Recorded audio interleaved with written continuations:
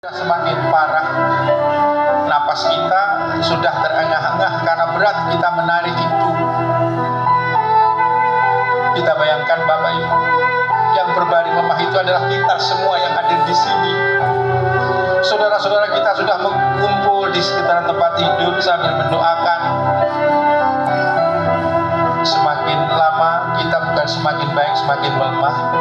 Akhirnya makhluk Allah, malaikat Israel ditugaskan, cabut nyawa hambaku yang sekarang sudah melemah itu.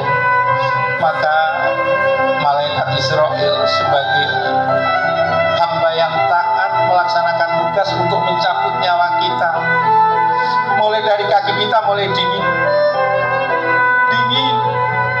tidak ada gerakan, tidak ada nadi, naik ke paha kita juga mulai dingin, naik ke perut kita, lalu kemudian berhenti di dada kita.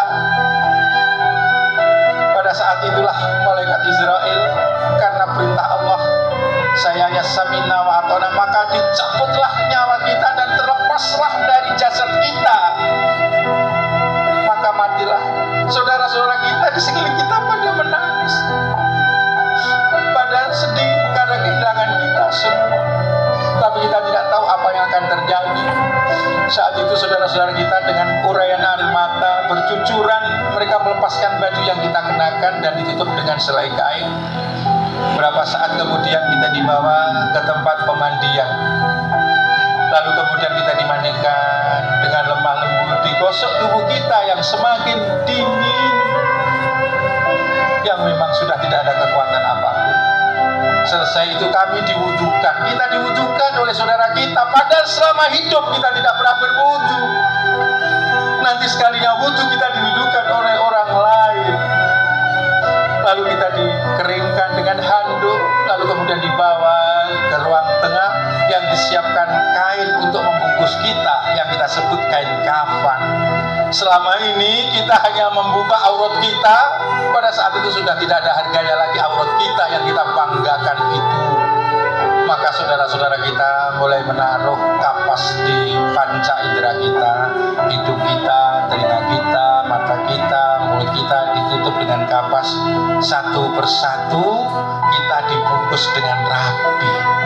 Setelah itu dibungkus, dikafani dengan baik, kita dibawa ke suatu tempat untuk disolatkan. Padahal selama hidup kita tidak pernah sholat. Kita waktu hidup tidak pernah ke masjid. Sekalinya di masjid kita diantarkan oleh orang-orang. Pada saat itu kita tidak mau ke sholat kalau dalam sendiri. Sekalinya sholat kita bukan di belakang imam tapi di depan imam, karena kita sudah jadi jenazah. Selesai disolatkan kita diangkat dengan keranda, lalu kemudian kita dibawa ke kubur. Sampai di sana dibuka keranda, Bapak Ibu bayangkan, lalu kemudian diturunkan. 3 saudara kita turun ke bawah, yang laki-laki untuk mengangkat jenazah kita. Diturunkan pelan-pelan dengan hormat dan takzim kepada jasad kita yang sudah tidak bisa bikin apa-apa. Setelah itu kita miringkan, dihadapkan ke tanah, muka kita dibuka, telinga kanan kita ditempelkan ke tanah. Lalu kaki kita dibuka, lalu kemudian ditempelkan juga ke tanah. Kayu satu persatu menutup belakang kita. Sebelumnya punggung kita diganjal dengan 3 bulatan yang terbuat dari tanah supaya tidak ada pergerakan kita di sana. Ditutuplah kita dengan kayu 1, 2, 3 dan seterusnya. Akhirnya tertutup rapat dan kemudian tanah mulai diturunkan satu persatu. Di dalam itu semakin gelap, semakin pengap. Terus saudara-saudara kita menurunkan tanah makin cepat dan akhirnya tanah itu menutupi seluruh lubang itu, bahkan dinaikkan 5 cm dari tanah yang lainnya.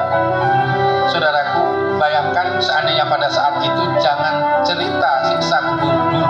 Bagaimana jikalau Allah pada saat itu mengembalikan napas kita? Minta tolong kepada siapakah pada saat itu? Betapa rumitnya, berapa sulitnya kita teriak, tidak ada yang mendengar. Minta tolong, tidak ada lagi yang mau menolong kita, karena kita sudah di alam sana, di kubur yang sangat dalam, dan semua sudah terrapat, tertutup dengan tanah. Oleh sebab itu, saudara-saudaraku, mumpung Allah masih memberikan kesempatan kepada kita, ayo kita kembali kepada ajaran. Karena yang mengantar mengantarkan kita ke kubur itu hanya tiga.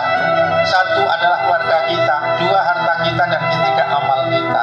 Harta kita, saudara kita, itu akan kembali ke rumah kita, dan tinggal satu amal kita yang menemati. Maka berbanyaklah amal.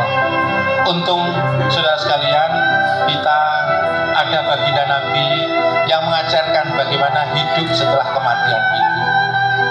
Maka kita bikin baginda Nabi tersenyum, bahagia, karena kita bersatu. Supaya apa? Di kubur nanti kita mendapatkan syafaat dari beliau. Maka pada kesempatan ini, selain kita menyambut bulan suci Ramadan saling mengikhlaskan, supaya Rasulullah bangga melihat kita karena kita bersatu, karena kita saling memaafkan. Oleh sebab itu, Bapak Ibu, kami persilakan untuk berdiri untuk bersolawat bersama-sama, saling